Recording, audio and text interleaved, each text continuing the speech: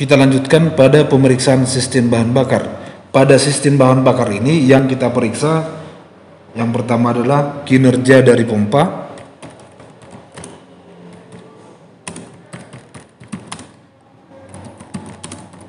bahan bakar,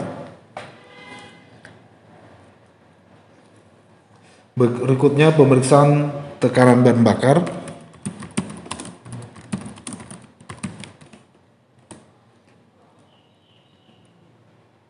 pemeriksaan injektor,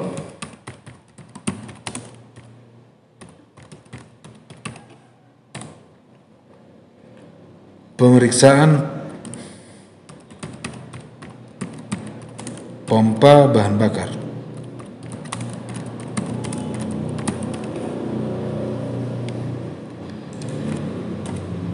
Pada item pemeriksaan pompa bahan bakar, ini item yang akan kita periksa. Berikutnya, untuk sistem pengapian, pemeriksaan yang kita lakukan adalah pemeriksaan pada busi. Di pemeriksaan pada busi ini bisa kita buat pemeriksaan ulir dari busi. Berikutnya pemeriksaan insulator busi.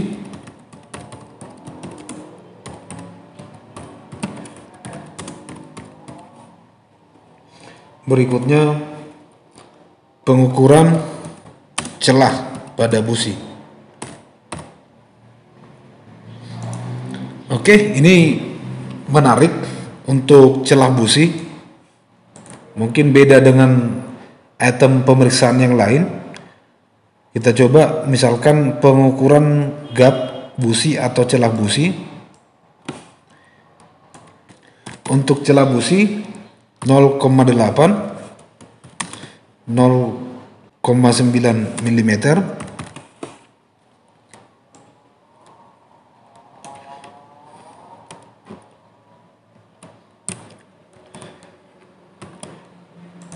Setelah kita lakukan pemeriksaan pada celah busi, misalkan hasil pemeriksaannya 0,7 mm,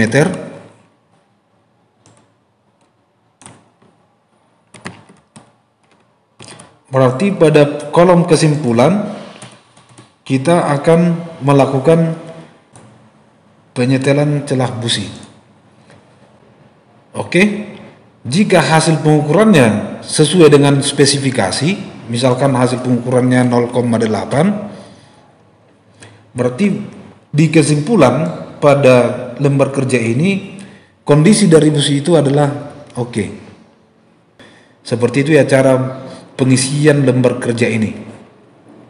Oke, kita lanjutkan pada exhaust emission test. Di sini yang perlu kita lakukan pemeriksaan pada exhaust emission test. Di sini sebelum dan sesudah penyetelan.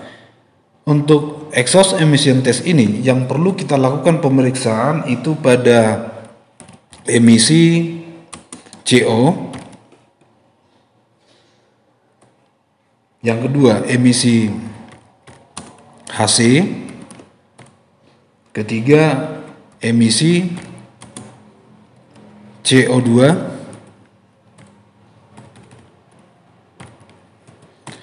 Keempat, emisi oksigen O2. Ini yang nantinya akan kita isi pada kolom exhaust emission test.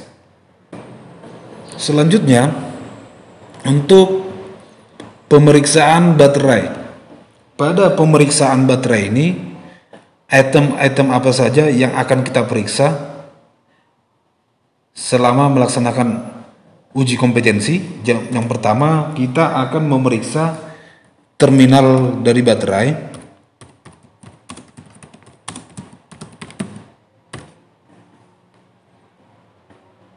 Yang kedua, pemeriksaan visual baterai.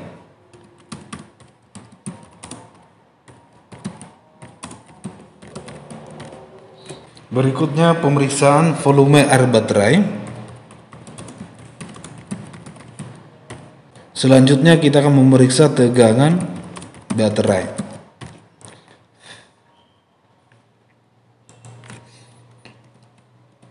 Ini yang akan kita periksa pada pemeriksaan pada baterai. Selanjutnya kita akan melakukan pemeriksaan pada unit kompetensi memperbaiki sistem manajemen engine. Di manajemen engine ini, item yang akan kita periksa di sini ada kolom pengetesan dengan multitester. Pengetesan dengan multitester, di sini apa saja nanti akan kita cek menggunakan multitester. Jadi yang pertama kita akan memeriksa relay,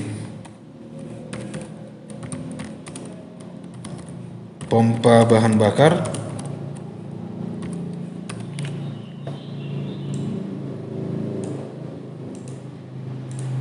selanjutnya kita akan memeriksa sensor intake, temperatur sensor,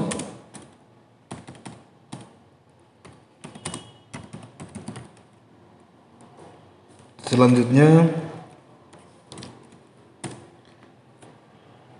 sensor crankshaft,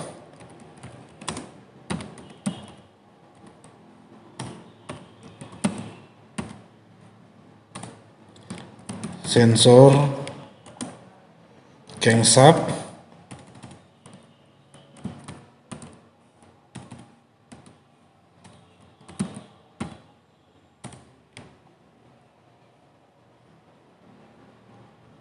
sensor water, temperatur. Oke, ini yang akan kita periksa pada pengetesan dengan multitester. Oke, berikutnya di siswa-siswi kami akan menggunakan scan tools dan tuliskan hasil diagnosa dengan scan tools, hasil temuan gangguan yang ditunjukkan pada scan tools.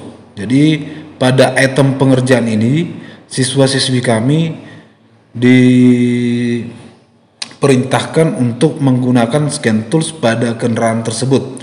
Setelah kita lakukan pemeriksaan menggunakan scan tools, hasil pemeriksaan yang kita lakukan, nanti hasil pembacaan data pada scan tools akan kita tuliskan pada kolom ini.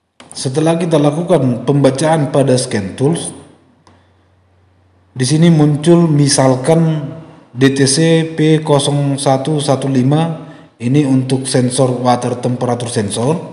Berarti data yang terdapat pada scan tools akan kita catatkan pada hasil pembacaan data